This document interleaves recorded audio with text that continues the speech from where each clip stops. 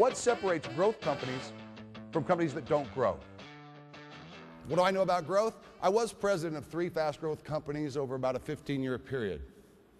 But for the last 10 years, I've done nothing but study what leads to sustainable, profitable growth. My definition of sustained growth is this: 5 years of 20% or greater. 5 years, 20% or greater. If you're able to achieve that, then you have what I call a sustained growth company. There are 7 areas in which growth companies concentrate their time, their money, and their effort. I'm not going to be telling you what to do today.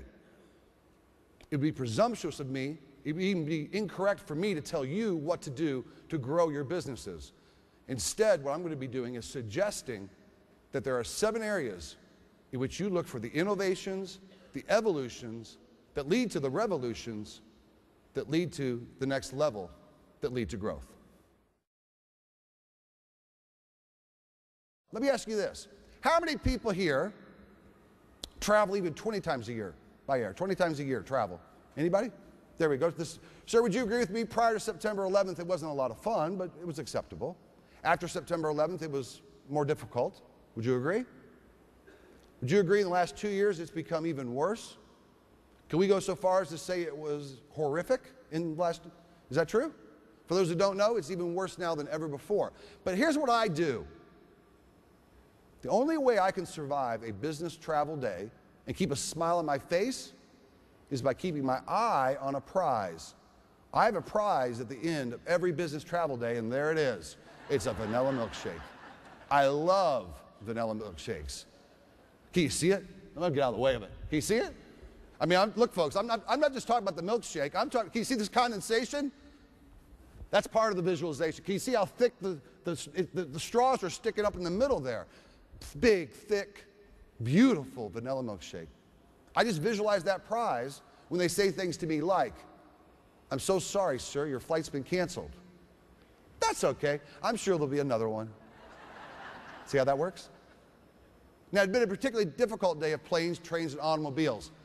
I'm arriving into Baltimore, Maryland at midnight. I'm standing in a long taxi cab line, and eventually I get in the cab, and it takes me down to the Inner Harbor, and it's probably a 30, 45-minute drive, isn't it? So it's now about 1 in the morning. It's 1 in the morning, ladies and gentlemen. I got 2 bags on my shoulders. I show up at the hotel. There's a 30-minute wait to check in, because everyone had been late to BWI that night due to weather problems. So I've got my 2 bags, and I'm waiting, and eventually I get to the front desk, and they give me one of those plastic keys. You know what I'm talking about, a plastic key? Okay. Room 809. With the 2 bags on my shoulders, I went to the elevator, pressed the 8th floor, get off on the 8th floor, went to room 809, took out my trusty key, put it in the door. It didn't work, did it? That is a 50-50 proposition in our country.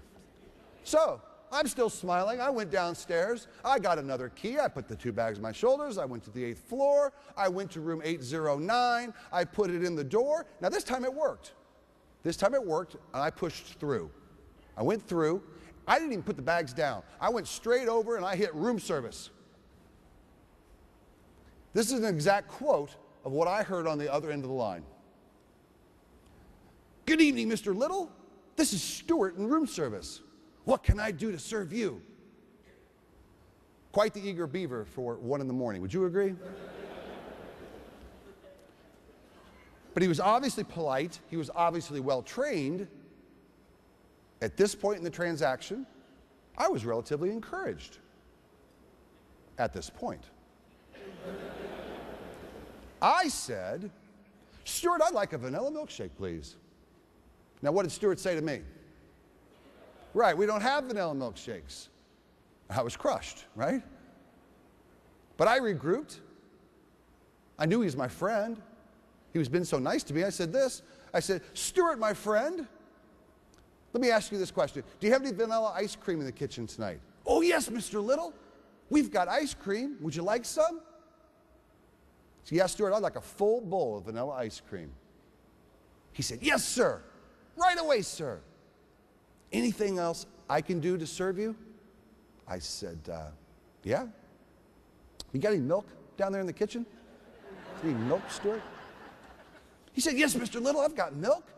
Would you like some? Yes, Stuart, I'd like a half-full glass of milk in the tallest tumbler you have. Half full, Mr. Little? Half full, Stuart. Now, he thought that was an odd request, but he agreed to it. Anything else, Mr. Little? Anything else at all I can do to serve you? Stuart, I'm going to need a long spoon to go with that. Now, you think I'm making this up. Folks, I can't make stuff like this up. Okay? Here's what happened. 5 minutes later, there was a knock at the door, and there is a tray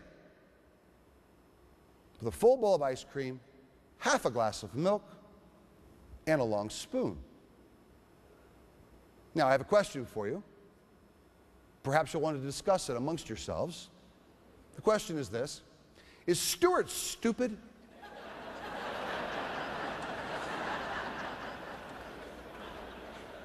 Is Stuart stupid?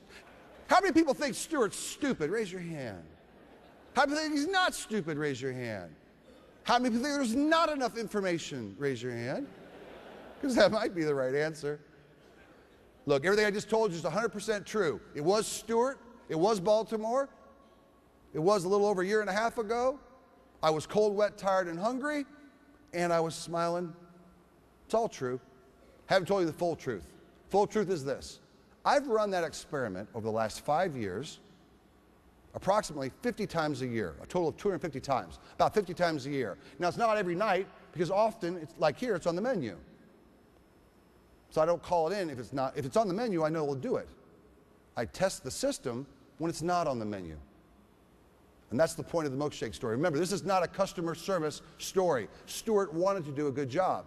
The milkshake rule says this: Stuart's not stupid. It's the system that's stupid. Don't let your systems make you stupid. With all the getting of technology, it should make us faster, cheaper, better, and smarter. Clearly, the most important thing you can do to grow your business is finding and keeping the best and the brightest. Finding and keeping the best and the brightest is where business growth leaders concentrate the most time, the most money, and the most effort.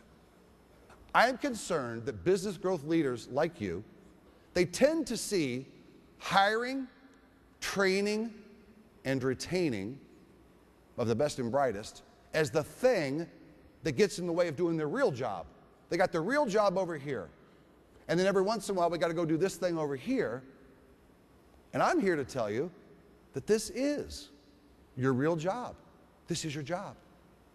This is the job of a business growth leader. It isn't doing the thing. It's finding the best, brightest people to do the thing with and for you. And that transition is what leads to growth. 55 used to be old. I have a 16-year-old son, and he will see 75 the way you and I see 55. We're going to have 85-year-old workers. You will have 85-year-old workers in your business in your lifetime, and one of them will be you. Because here's how it works. I see a lot of smiling 55-year-olds right now. It's kind of interesting. Here's how it works. A young person's dream, my definition of young has changed in recent years. My definition of young is less than 50. People under the age of 50's dream is to retire early. People over the age of 70's nightmare is to have nothing to do. And as a result, people are going to work well into their 80's, if not their 90's, because they'll have both the desire and the health to do it. And we're going to want them to, because we got 7 million skilled workers already missing. We need people to work longer, and you're going to want to work longer. How does that affect this business and this industry? Remains to be seen. You want to see what 60 looks like, though, in our culture today? She is 61. Yeah. Sir, you appear to be my age. 61 makes sense, right? Was her poster on your wall like it was on my wall as a teenager? I can do the math. Yeah. 61, she's looking good. Now what's this an ad for? Besides plastic surgery, what would this be an ad for? Kmart. Yeah, Kmart. What does Kmart know that you need to know? 70% of the discretionary spending in the United States, not Canada, the United States, 70% is with people 50 plus. Let me say it another way. She got all the money. She has all the money. If you're 85 years old, she's an adolescent. Would you agree? She's coming out with a new TV show. It's incredible, the transformation. You want to see what 75, this one's for the women in the room today. We've got a lot of women here today. You want to see what 75 looks like in our culture now? Impossible 20 years ago. There he is. Sean. Women love Sean Connery. The original Bond, James Bond. And he was born in Edinburgh, Scotland. Edinburgh, Scotland. We're going to be talking about Edinburgh later. This man's 76 years old. He's a movie star. That didn't happen 20 years ago. That's how much our culture's changed. What you do matters. What you're doing matters. Business growth leaders in our nation matter. The business of America has always been business. Business growth leaders like you are the ones who make the right decisions every day that make the nation better, which makes the human condition better, because the United States of America is still the shining beacon on the hill that people look to throughout the world for hope, for direction, for freedom. You are the American dream. I got one last thing before I go, and that's this. In the speaking world, they have rules. Just like in your industry, you have rules and things that you're supposed to do, not supposed to do. Well, the first rules I learned many years ago when I decided I was going to do this on a regular basis, one of the first rules I learned was never, ever end on a poem. So what do I do every day? I end on a poem. Here's how it goes. It says, perchance I come to a fair burg, and I do a bit of speaking. I take the time to look around. It's a hero I am seeking. And if I come to your hometown to launch my quest anew, remember, being simply better matters. Indeed, the hero could be you. It has been my honor and pleasure to be with you today. Good luck. Thank you.